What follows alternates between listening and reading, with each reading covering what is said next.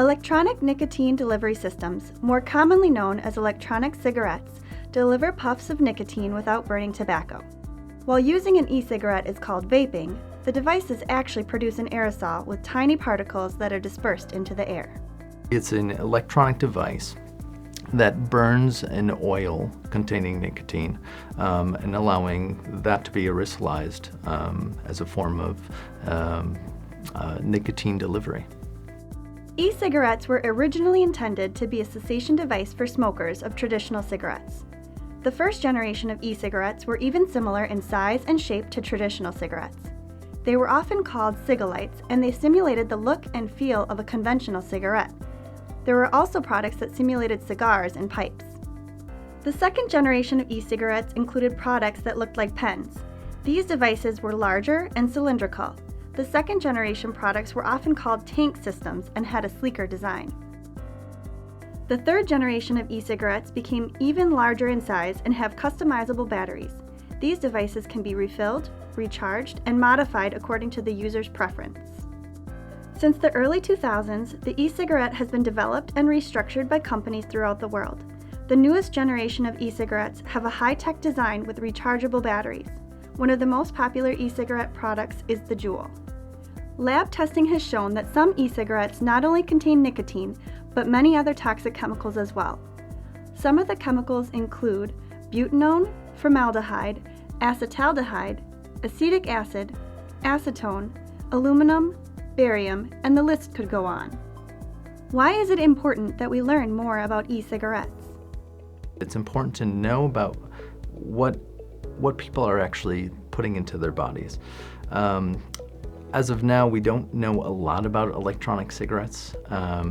They have been regulated by the FDA for a number of years. However, the content within each cartridge can vary widely. I think that kids think that they're very cool and they like to do it with their friends, and I think that they don't understand that they can be addictive later on and turn to other kinds of addictions like cigarette use and even harder drugs.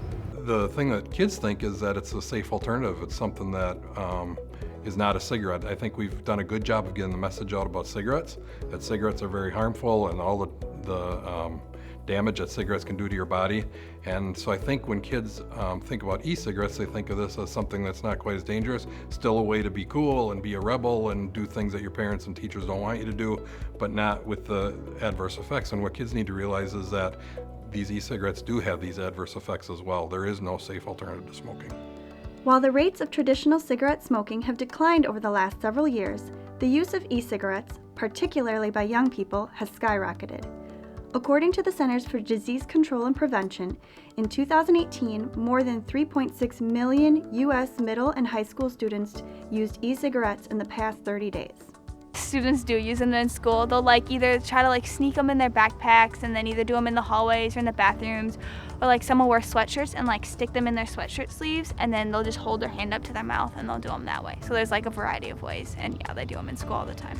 When I first started in this job around 9 years ago, we had a lot of students that were smoking cigarettes, were using traditional tobacco products. And now over the course of the last 9 years, that number has shrunk substantially, but we've got a lot more students that are using e-cigarettes, different kinds of vaporizers, things like that. I know in one of my classes, the teacher actually caught a kid doing it, so we had to spend a day learning about them, but I don't feel like they realize how many kids are doing it and how often it is. There has been a health advisory issued by the Wisconsin State Health Officer to inform the public about alarming statistics on current e-cigarette use in our state. Current e-cigarette use among Wisconsin high school students increased 154% between 2014 and 2018. In 2014, just under 8% of Wisconsin high school students were using e-cigarettes. In 2018, this number skyrocketed to 20%, which equals 1 in every 5 high school students that uses e-cigarettes. Even more alarming is that the current e-cigarette trends are similar for middle school students as well. Many of the chemicals within electronic cigarettes have been linked to accelerating lung disease, such as chronic obstructive pulmonary disease, or COPD, commonly seen in smokers, but also seen in non-smokers. Various forms of acute lung injury have been reported, as well as bronchospasms, such as asthma, seen in asthma.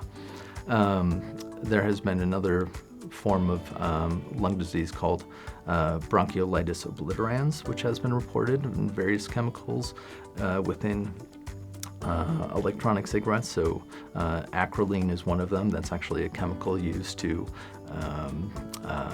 kill weeds. It's an herbicide, but that's within these cartridges. There may be long-term effects from using e-cigarettes, but because they are relatively new to the market, there have not been studies to determine these long-term effects. There may be some we are not even aware of. We do know there are many short-term effects. One of the short-term effects includes dental and oral issues. Research has shown that the flavorings in the e-juice and the chemicals they contain are causing issues with tooth enamel and lead to cavities. Certain flavors such as pineapple, apple, cotton candy, and creamy or sweet flavors create a biofilm on the teeth that lead to cavities. You certainly are going to run the risk of having problems with your throat or having problems with your lungs and stuff like that. So there's like the secondhand smoke and the risk of like me actually hurting from that, and I think that's like a bigger issue because like I'm not vaping, I'm not using electronic cigarettes, but I could still get hurt from those even though I'm not doing anything like harmful. I'm not putting those chemicals in my body, I can still get hurt from them, and I think that's very harmful. It's just another distraction in the classroom. It's another thing that teachers have to be on the lookout for. We know that the modules are different all the time, and so when we start looking for, okay, there are pens that might be e-cigarettes, well then they've developed thumb drives that now might look like a e-cigarette, or that might be an e-cigarette that looks like a thumb drive, or now they have whatever type of little device that we always have to be on the lookout for. So I think for teachers it's just another distraction in the classroom. It certainly affects learning, and that's on top of it being bad for the kids and not healthy for them. I think they actually feel that it's not harmful at all. In a survey that we did in the population in our area, there's roughly 10 to 25% of people don't know that nicotine is actually within the electronic cigarette, which is wild. They also feel that this is water vapor. It's actually just flavored water vapor. I mean, there's cucumber flavors, there's strawberry, there's all kinds of flavors. Most adult tobacco users begin smoking before the age of 18. With the decline in traditional cigarette smoking, the concern for young people starting to smoke had been relatively low. Now with the increase in e-cigarette smoking in youth as young as 10 years old, there is new cause for worry. Those who begin using e-cigarettes at a young age are also at a higher risk for using tobacco cigarettes. The dual use of these products is of particular concern. These products may also be used with other drugs such as marijuana. I think they are definitely marketed towards young people. They have like cooler designs and sleeker versions, and even though they might not say that they're targeted towards younger people, I think they definitely are, and they put them in locations where younger people have more accessibility to them. What can we do to stop this rising use of e-cigarettes? Talk to your teen, let them know like the dangers about it, the effects, and just like have a conversation with them. If kids go to the doctors can also mention it, and basically just like any adult, teachers, role models in their life, just like mention it and have a conversation with them. Tell them about all the dangerous effects and what like is actually going on, so they don't just think it's cool and it's okay, like they actually know the consequences. I think it's very important for parents to start having an open dialogue with their kids when they're really young, and maybe talk about some things that aren't such sensitive topics that they'll feel comfortable talking to you about, and then from there maybe you can expand on some topics that are more serious and they may be a little bit more hesitant to talk about with you.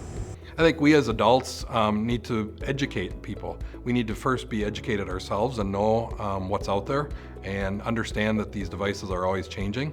And so just because we maybe know what a e-cigarette looks like right now, that in a year from now, an e-cigarette could look completely different. We need local ordinances. Our smoke-free policies need to include e-cigarettes. Businesses and community members need to be educated in order to be aware of the dangers of e-cigarettes. Retailers need to be educated about the e-cigarette products they are selling.